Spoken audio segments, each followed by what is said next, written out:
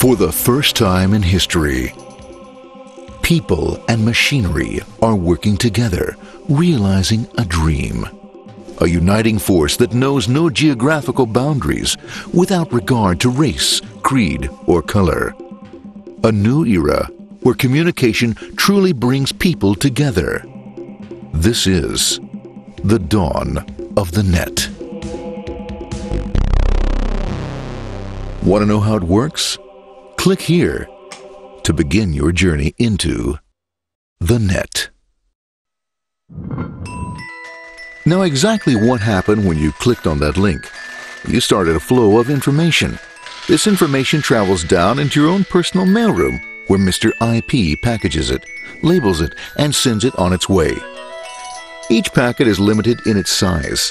The mailroom must decide how to divide the information and how to package it. Now, the package needs a label containing important information, such as sender's address, receiver's address, and the type of packet it is.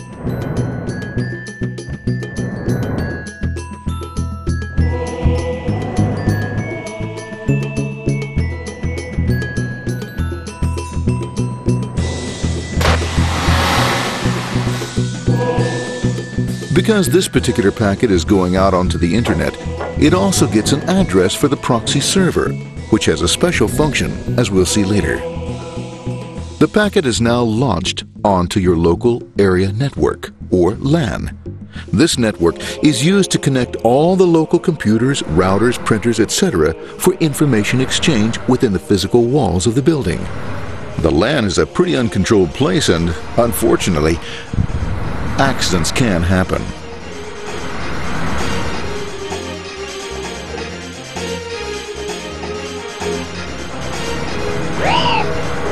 The highway of the LAN is packed with all types of information.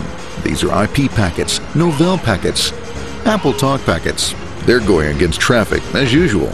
The local router reads the address and, if necessary, lifts the packet onto another network.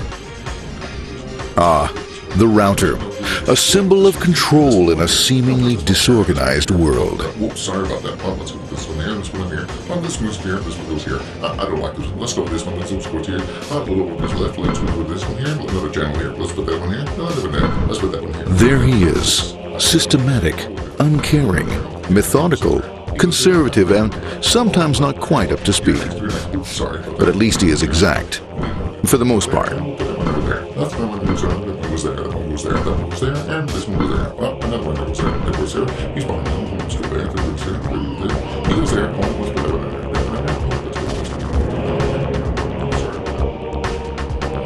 there. As the packets leave the router, they make their way into the corporate intranet and head for the router switch. A bit more efficient than the router switch plays fast and loose with IP packets, deftly routing them along their way. A digital pinball wizard, if you will. Here we go. Here comes another one. And it's another. Watch this, Mom. Here goes. Whoop, we're on the back. Hey, in there, in there, in there. Over the left, over the right, over the left, over the right. You got it. Here it comes. Right down. He shoots. He scores. It's going. Hey, Wayne. Here, watch out. Here comes another one. Oh, here we go. And it's gone. As packets arrive at their destination, they're picked up by the network interface, ready to be sent to the next level. In this case, the proxy. The proxy is used by many companies as sort of a middleman in order to lessen the load on their internet connection, and for security reasons as well.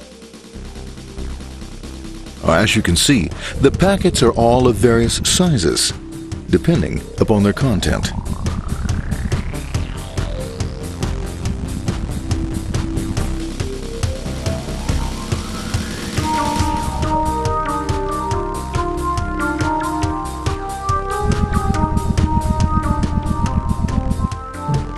The proxy opens the packet and looks for the web address, or URL.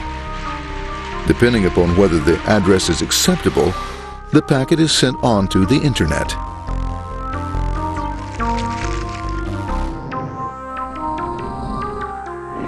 There are, however, some addresses which do not meet with the approval of the proxy, that is to say, corporate or management guidelines. these are summarily dealt with.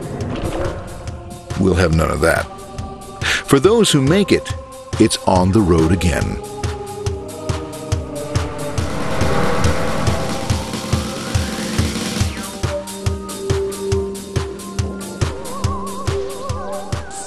Next up, the firewall. The corporate firewall serves two purposes. It prevents some rather nasty things from the internet from coming into the intranet, and it can also prevent sensitive corporate information from being sent out onto the internet.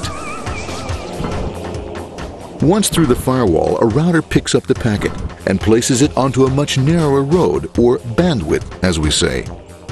Obviously, the road is not broad enough to take them all. Now you might wonder what happens to all those packets which don't make it along the way. Well, when Mr. IP doesn't receive an acknowledgement that a packet has been received in due time, he simply sends a replacement packet. We are now ready to enter the world of the Internet. A spider web of interconnected networks which span our entire globe.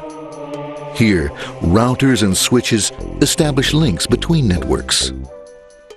Now, the net is an entirely different environment than you'll find within the protected walls of your LAN. Out here, it's the Wild West. Plenty of space, plenty of opportunities, plenty of things to explore and places to go. Thanks to very little control and regulation, new ideas find fertile soil to push the envelope of their possibilities. But because of this freedom, certain dangers also lurk. You'll never know when you'll meet the dreaded ping of death. A special version of a normal request ping, which some idiot thought up to mess up unsuspecting hosts. The paths our packets take may be via satellite, telephone lines, wireless, or even transoceanic cable.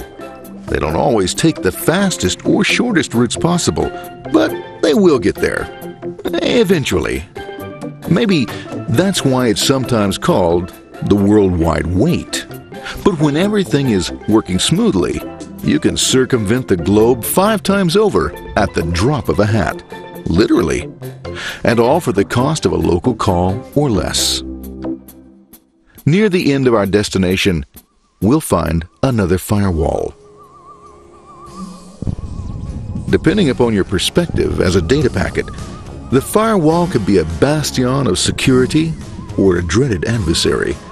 It all depends on which side you're on and what your intentions are. The firewall is designed to let in only those packets that meet its criteria. This firewall is operating on ports 80 and 25. All attempts to enter through other ports are closed for business.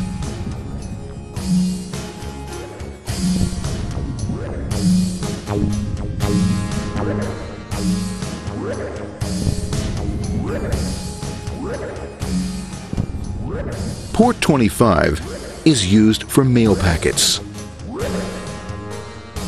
while Port 80 is the entrance for packets from the Internet to the web server.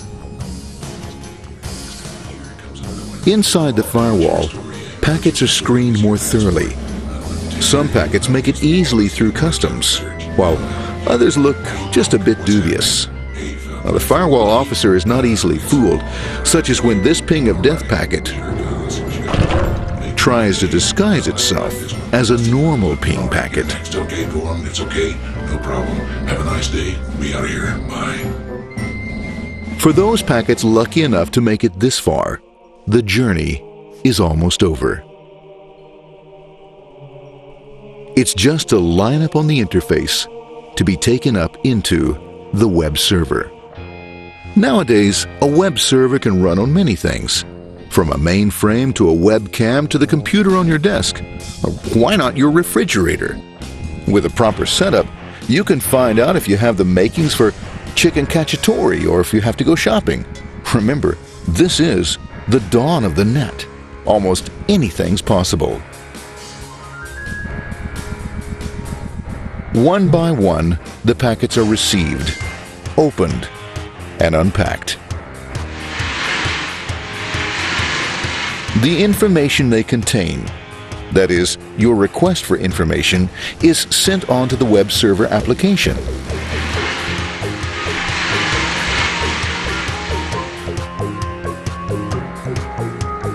The packet itself is recycled, ready to be used again, and filled with your requested information.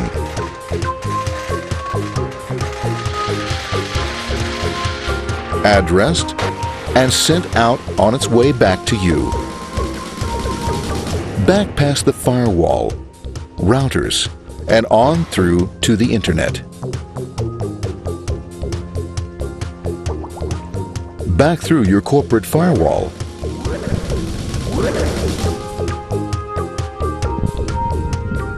And onto your interface. Ready to supply your web browser with the information you requested. That is, this film.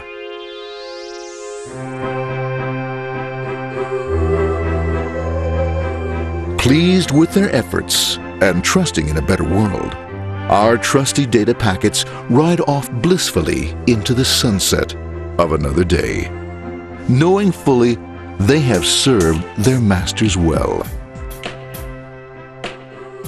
Now, isn't that a happy ending?